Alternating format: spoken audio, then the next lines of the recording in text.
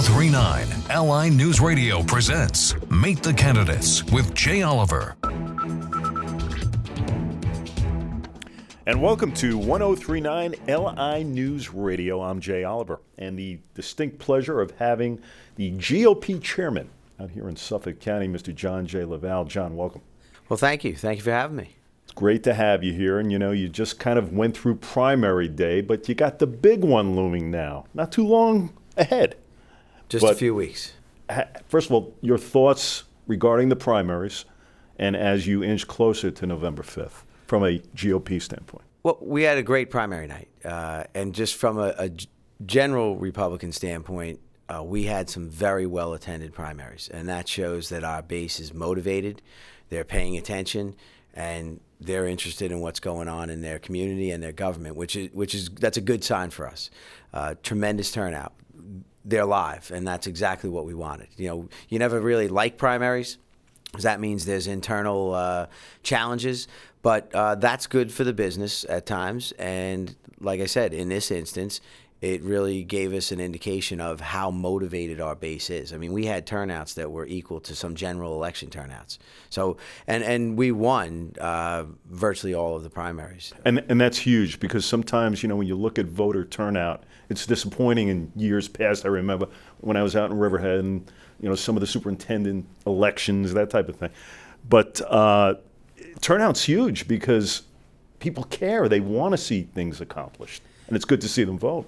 Right, and unfortunately, traditionally, it's true that people haven't really cared. I mean, only about half the people that are eligible to vote are actually registered, and we're lucky to get half of those people out, which means that 25% of your community is deciding what's happening. That's concerning. You really want more people involved. If there's an election in Zimbabwe, there's 20 candidates on the ballot, and there's 98, 99% turnout, in the election.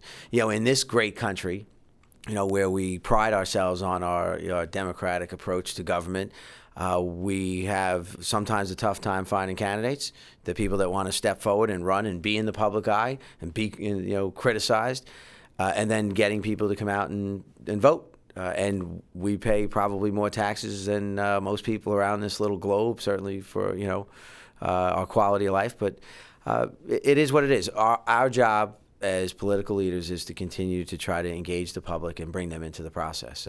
John, you bring up taxes. I mean, is that still the number one concern, property tax? I know it's for me. Always.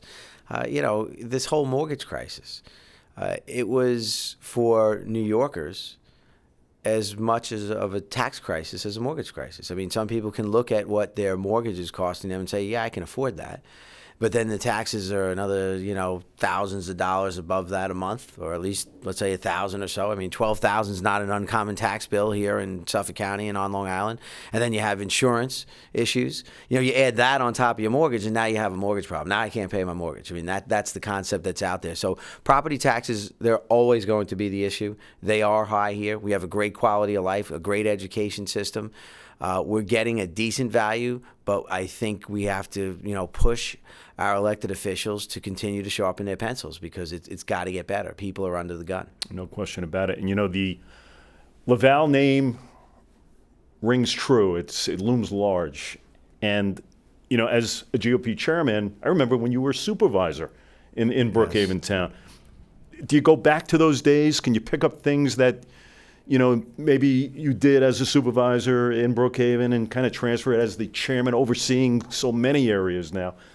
Was that great experience for you in this position now? Oh, there is no question. And actually, one of the things about Suffolk County that I believe is truly unique is that myself and my counterpart, Rich Schaefer from the Democrat Party, we served together as supervisors. He's gone back as a supervisor. I guess he'll touch the stove more than once. But, the reality is when we are looking at situations as political leaders, drawing from our experience as elected officials and individuals that were running governments, I think we are uniquely qualified to be able to speak with the elected officials and better understand the challenges they're going through. And also, it's a good thing when the political leaders understand what you can and cannot ask your elected officials to do. Because I sat there and I was never going to have a political leader telling me to do something that I didn't think was appropriate. And now as a political leader, I know what I shouldn't be asking my elected officials to do, and also what I understand what they can do and how they can do their jobs. I can even help them solve some of their problems better because I've been there, done that. I can draw from experience, whether I did it successfully or I did it unsuccessfully, and now I'm going to tell you, don't do this. I did this and it didn't work. So, yes, it's exciting in that sense. Rich Schaefer and I have had that conversation. I mean, it just makes our jobs a little more interesting. Sure. I mentioned the LaValle name. Looms large here in the county. State Senator Ken. Yes. We've known him for years. And, of course, now brother Kevin getting into the mix, throwing his hat in the ring. 3rd District.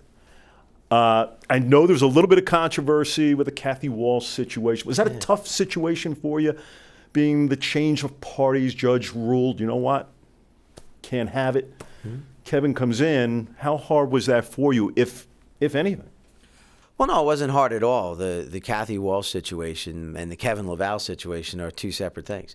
I mean, the reality is, we have a situation where an elected official, Kathy Walsh, gets elected representing to the public that she's a true blue Republican, and then goes and starts cutting personal deals with Democrats to benefit her family and herself and her friends, and really betrayed the Republican Party and the voters out there who believed that she had a particular set of principles. Because let's face it, the reality is the general public, they don't necessarily know all the elected officials that well. So they're going to look at a party label and say, well, I'm a Republican, I'm going to support Republicans.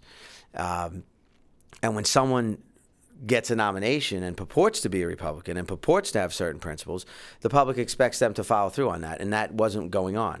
And as a party leader, the law allows me to, essentially remove people from our party that are not doing that. Now, what's interesting in this situation, why it's not that hard for me, to proceed, is she actually changed parties to the Independence Party. But there's a little fluke in the state law that, it's a loophole that should be, closed.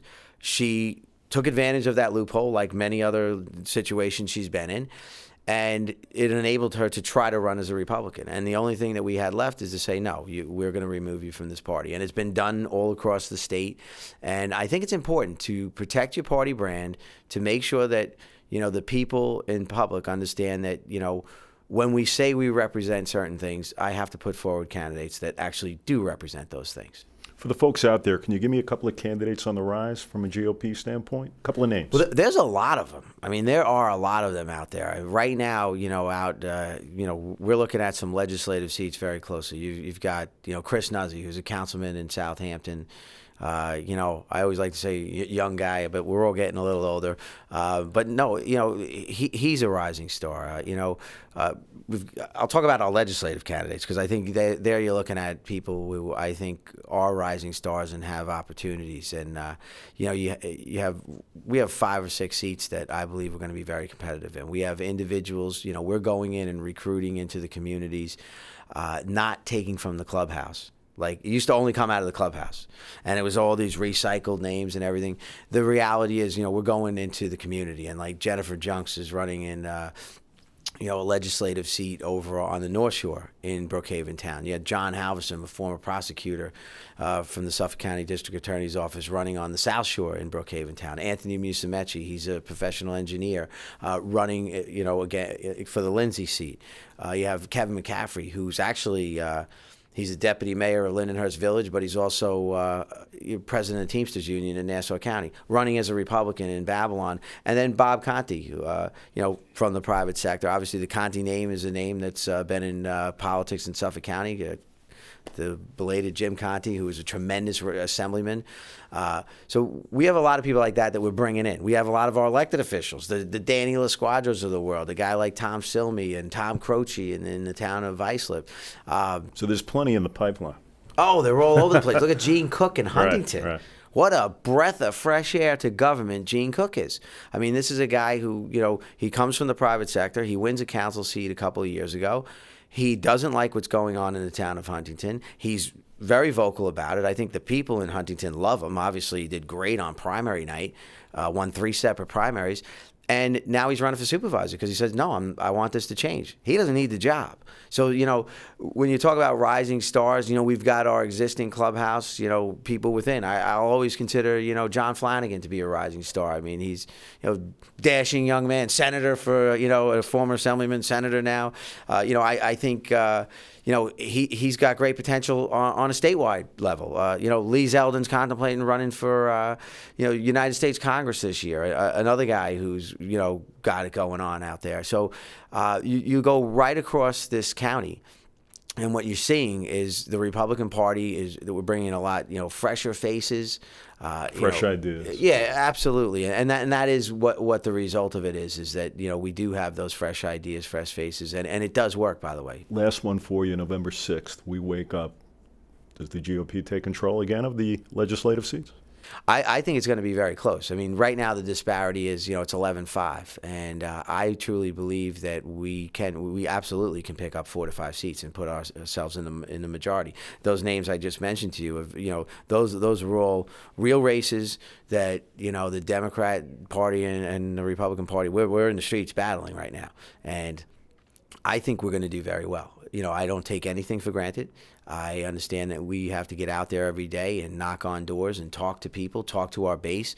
One of our biggest challenges is national politics. This isn't Texas.